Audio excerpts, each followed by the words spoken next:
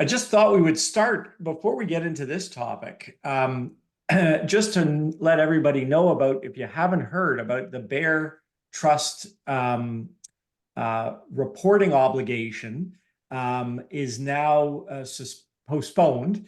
And so if you were here a few weeks ago, we had Ali Spinner, where we talked about Bear Trust reporting. And as you may have heard, right before the deadline, the CRA, presumably because they figured this was going to be a nightmare, postponed that obligation. So I just wanted to let everybody know about that. If everybody wouldn't mind, especially if you don't mind turning your cameras off, the reason we do that is there's a lot of people on here and it can sometimes affect the speed. Thank you. Thanks for your understanding, everybody. So Ian, we're going to talk about planning for the surviving spouse. Anything that you wanted to start off before we get into it? Yeah, just a couple of quick observations just on the Bear Trust change around. I've also seen a lot of people on social media saying we should be writing our MPs and telling them that it's outrageous that they would pull the plug on it literally the moment before they were due. So if you're so inclined, not a bad idea. It is a completely frustrating turn of events in the last minute. But yeah, this is such an important topic, and one that thanks to you, we have a group of us up in Osgoode this year teaching the trust case course. And this is one of the early lectures that we walk through with our students, and it's such a powerful analysis that is worth doing from time to time and sort of refreshing it, because it really does. It seems to me it's so important for our clients to simplify what is a very important part of planning for most of our clients, and that is they come in and they say, listen, we want to make sure each of us are going to be okay when one of us dies, because it's not always going to happen at the same time. So looking forward to it. Great. Yeah. So here we go. I mean, I'm just so everyone knows, eState users get access to the slides and the recordings. Everyone who's here live, whether you're an eState user or not, can get access to the slides. You'll see in the group chat, I've posted how you do that. You're going to just email Michaela, and her email's in there, and you'll put the password in the body of the email that says spouse. That's today's password, and we'll make sure that you get the slides. These are such valuable slides. I use many of these slides when I talk to my clients directly about their options for planning for the surviving spouse. So that's how you'll get access to the slides. And we'd be pleased to send those to you. So this is basically, I'm a big believer in trying to make things a little simpler for our clients in making decisions. And in sort of analyzing the different options, here are three of the most common kind of options that clients have. And I'll explain, and Ian will as well, about the ramifications of not explaining all three, regardless of what the client decides to choose. So just to quickly go through it, the first one is where you say, listen, whatever I have goes to my spouse with no strings at all, and they can do whatever they want with it, both while they're alive and on death.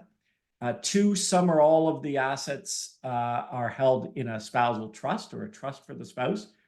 Or three, you carve out something, whether it's an amount, a percentage, or something, to the children. And we're talking about this where you have a spouse and kids, immediately to the children, with the balance of the estate going to the spouse. Absolutely. Those are the three main options that we have. And Ian, any opening remarks on those three before we go into them in more detail?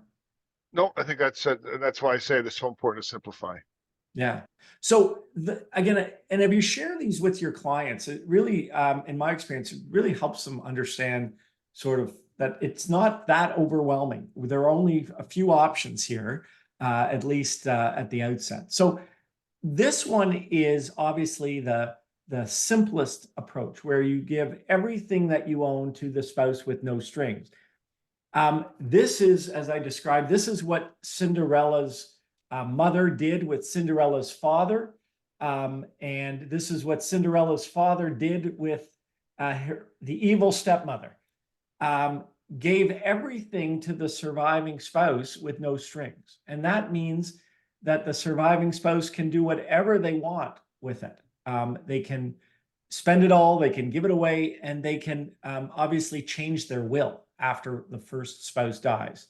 And so the advantage, of course, is it's simple and there's no ongoing expenses.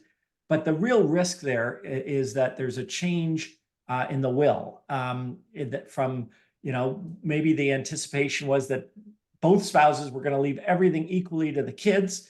But when one dies, the other one goes and changes their will. And all of a sudden, the kids aren't necessarily getting it. The new spouse is getting it, for example.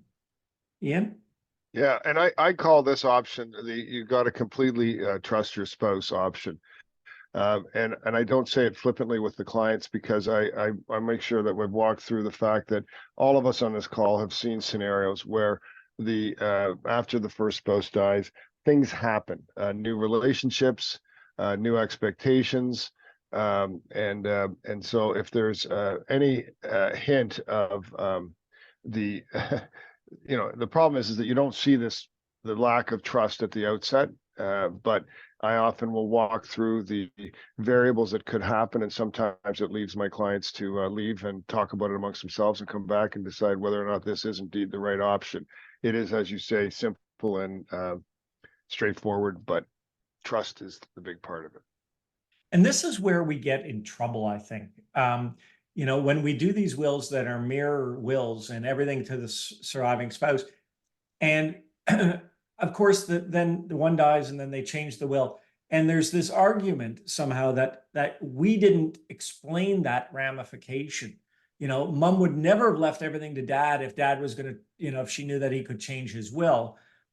So really important, I think, for us to document it. And I'm very direct with clients about this option. I say, this means that your spouse could, when you die, could give it all to their new spouse. Are you okay with that? And that is as blunt as I put it. And then you can sort of start to see the wheels turning sometimes, sometimes not. Yeah, and I also emphasize the fact that it's also going to the remaining spouse outright, but also that it may not result in it flowing as you think it will naturally flow to the children. Right. And that's sort of the second sort of penny to drop.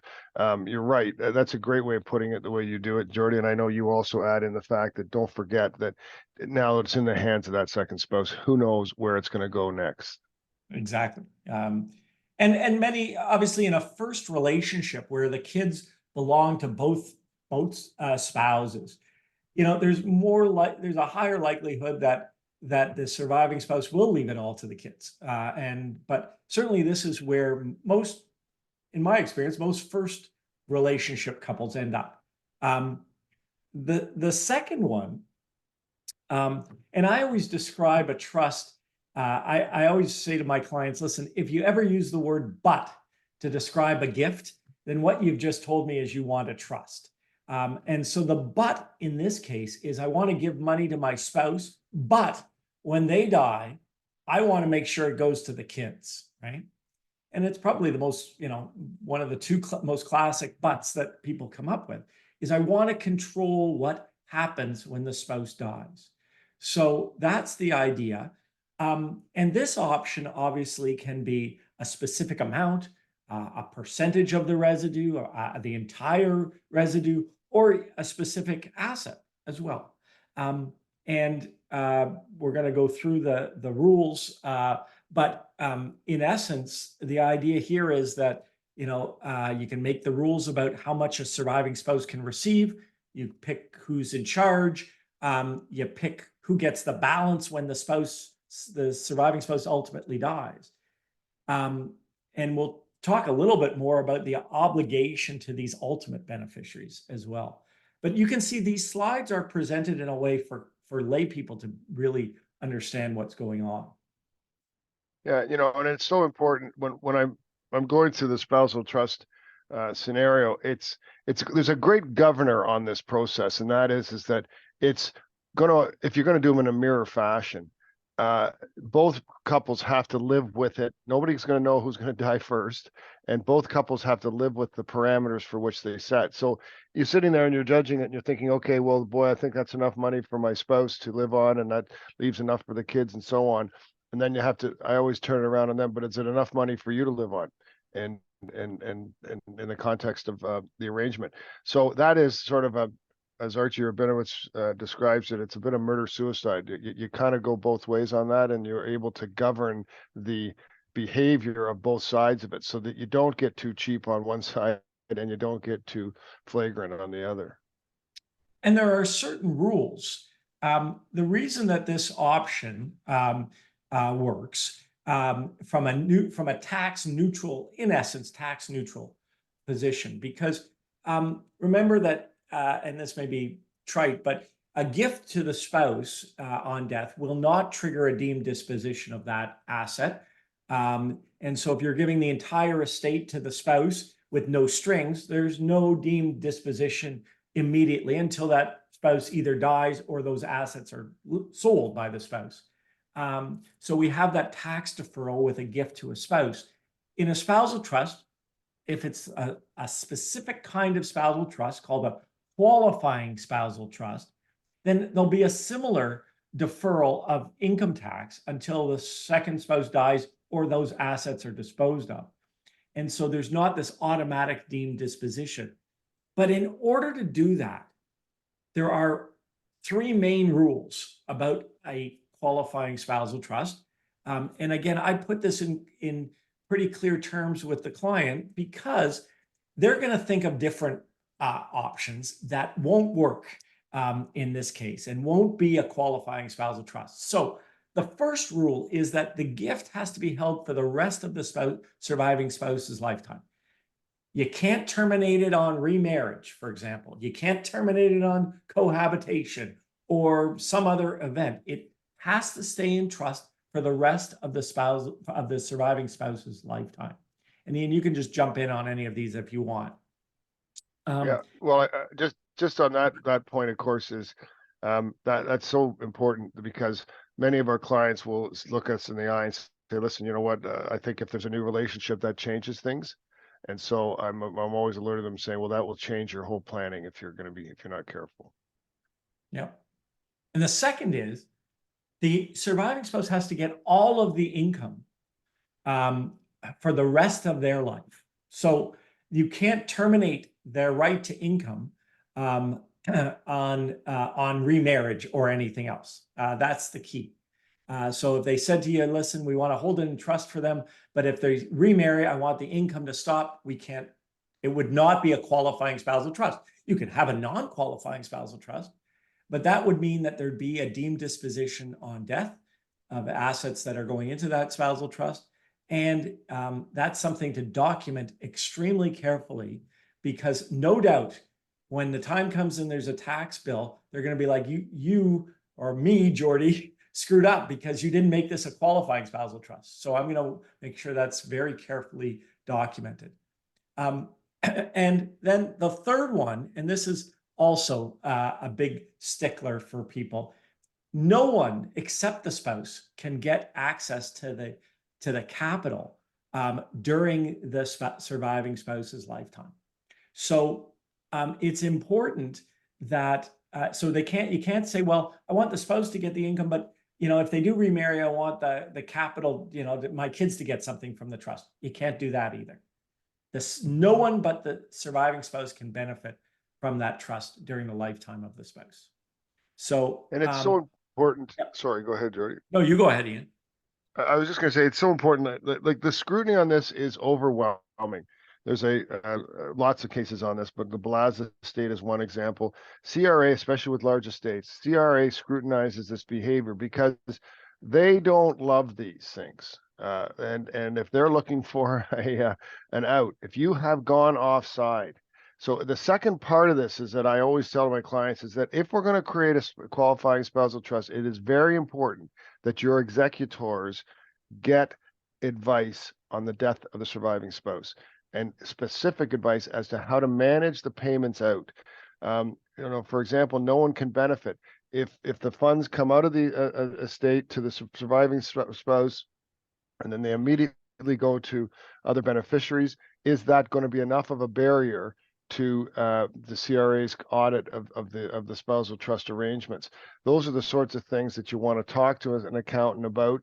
Be very careful that it doesn't come out directly to the beneficiary. Obviously, that will eliminate the spousal trust, but there are nuances within the qualifying spousal trust rules. And as I say, it's been litigated heavily.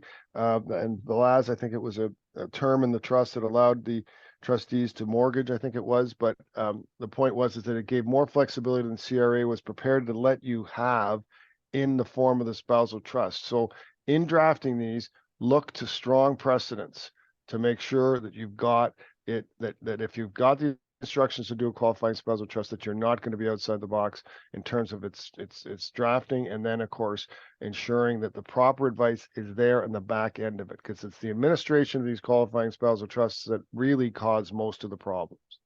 Yeah.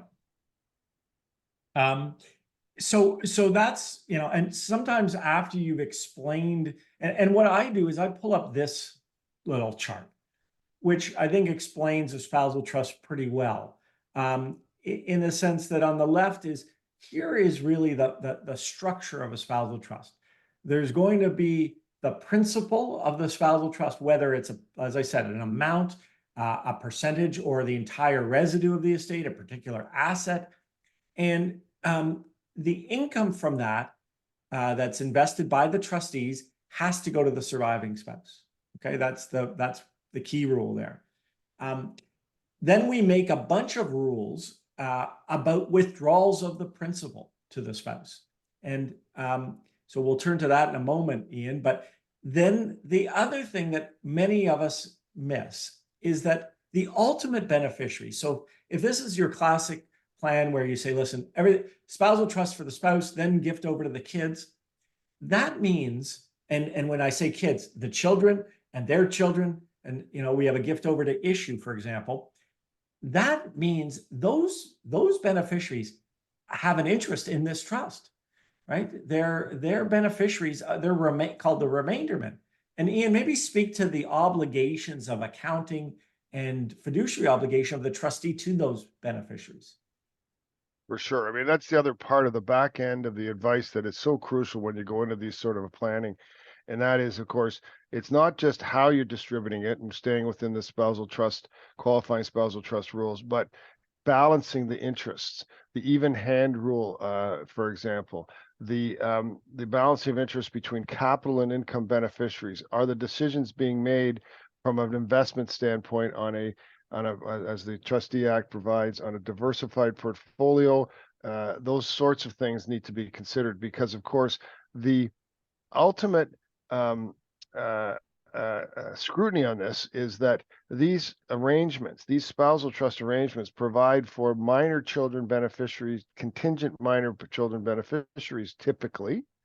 And as of course, when you do that, you leave yourself exposed to an audit, not just by CRA, but an audit by the children's lawyer in respect of your behavior. So making sure that you've got a balanced portfolio and watching for the interests of the capital beneficiaries. It's not all about income in every situation. And of course, depending on how you draft it as well, which I see you've got those important criteria to consider. And I know eState Planner gives us the opportunity to literally call it up and go through the checklist, a mini checklist, when we're establishing these trusts, so that, and mercifully gives us the drafting, and so that we're not in a situation where we have left a gap in the planning that would affect beneficiaries both at the income and the capital level.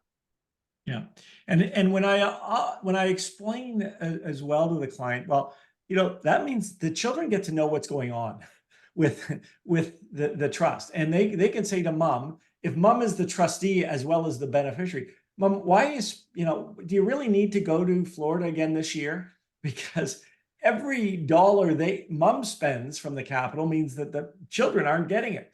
And, when that is an important point to make, that a lot of tax advisors and other advisors miss, in that they may not emphasize the fact that these people get to know what's going on with this trust. Now, they may not be able to, stop the trustee from spending the money, but they get to know what's going on. And that, for many clients in the surviving spouse scenario, is like, you know what? I don't love this idea.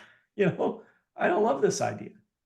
And Yeah, so, it's like any planning, right? It's the minute you start limiting control, I mean, diluting control, you're opening yourself up to potential complaints.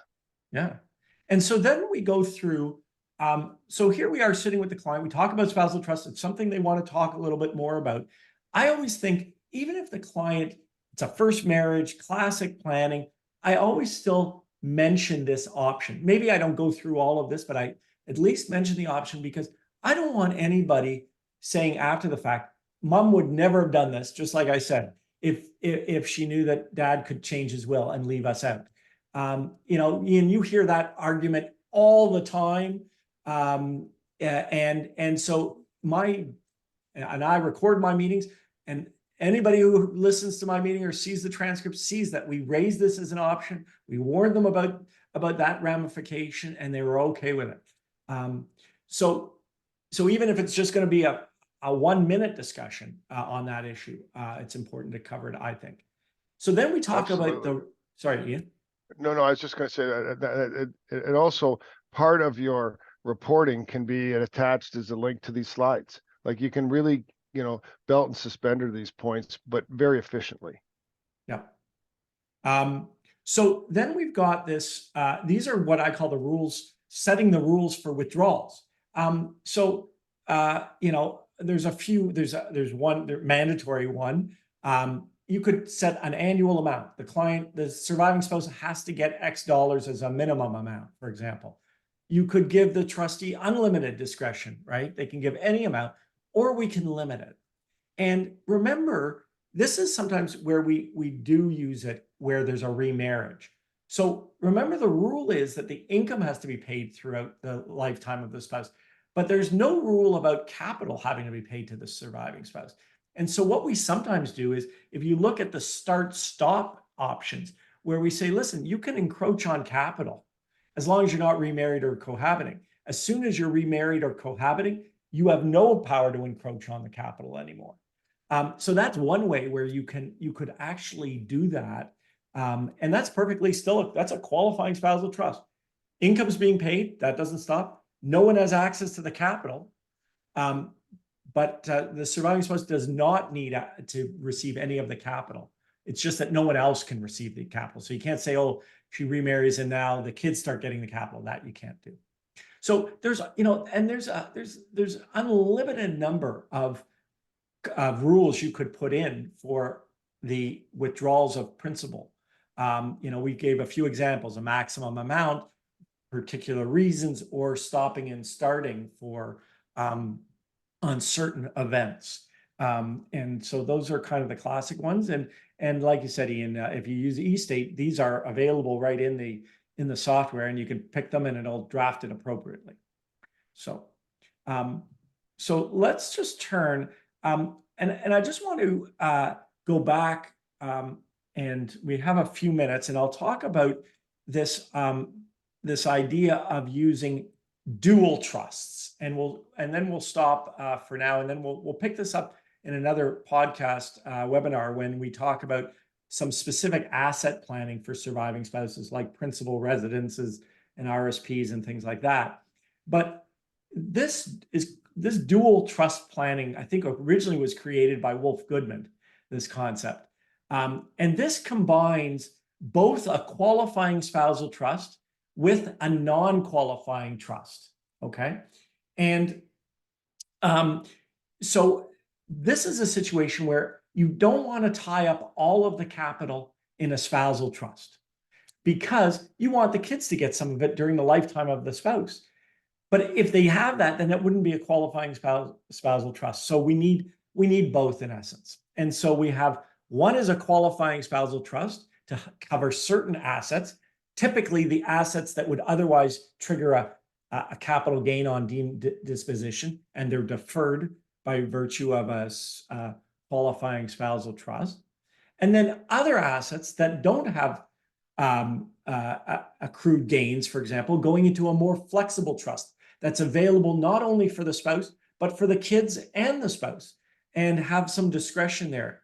And that's one way to, get the tax deferral on the assets you need, but not tie up the capital on assets that you don't need that tax deferral for. And in most cases, there's a provision that says it's up to the trustee at the time of death to figure out how to allocate certain assets of the estate to one trust, the spousal trust, and one to the family trust. And there's typically discretion there given to the trustee. And that kind of allows you to have your cake and eat it too, in that you get the tax deferral and yet you get the flexibility to access capital for the kids. Ian, any thoughts on that dual trust planning? You're on mute. Sorry, no, not at all. I'm sorry, I've got to jump, but I think you've covered it well, and it's a really important tool to offer clients for sure, especially in second relationships. But all right, I'll let you go. Thanks, Jordy, Ian. we'll see you soon. Thanks. You bet. So the last thing I just wanted to address, so that those are two examples of, again, when the client has assets where, maybe they don't want to tie up all the capital, then you can talk about this dual trust planning as another option. And I often, again, pull up these slides. And then the last option that I want to cover in the last few minutes is this idea where, the client says, listen, I don't like this idea of the kids knowing what's going to happen to the surviving spouses thing, or I don't like all these tax returns that we're going to have to file for a spousal trust. I don't like all the rules, but I do want to make sure my kids get something. And this is one way you do it. You say, listen, let's carve something out for the kids, give it to them either in a trust or absolutely, so they are taken care of. They're not waiting for the second spouse to die. And this avoids having to use a spousal trust, and at least they get some money. And what we typically use here, if we have access to it, is life insurance. Life insurance works great for this kind of situation. There's no tax on death. So you've got, you got tax-free dollars. It pops up when you need it, and it can go to the kids. And now the kids got something, and whatever happens with the surviving spouse, maybe they do leave everything to the kids, then great. Maybe they don't, but at least the kids got this money off the top, and we didn't need to complicate things with a spousal trust. So that's kind of the third option. As I said, in upcoming webinars, we're going to talk about the special rules about principal residence exemptions used in spousal trusts and other trusts, RSP designations, because that's also an issue in second marriages where you're concerned about tax obligations. So there's a bunch more to talk about there, but somebody raised in the chat that, why not just use mutual will? If anybody's watched our webinar on mutual wills, that speaks for itself. There's many more issues that are raised with mutual wills. And so I would commend you to that webinar. If you, it's online and you can track it down. And you can always email Michaela if you're looking for access to it. So it's 1 o'clock. Thanks. We covered a lot, but that was kind of setting out the basic plans. Feel free to use these slides with your clients. I use them with my clients. They're really helpful in describing these different options for them. As I said, and I put in the chat as well, email Michaela with the password spouse, and you can have access to these slides. So thank you everybody for being here. We hope to see you again. Don't forget Tuesdays for eState users. We have a professionalism webinar that you're all welcome to, and hope that helped, and hope it helps in the future when you're describing it to your clients. See you again. Have a great rest of the week and weekend. Thanks for being here.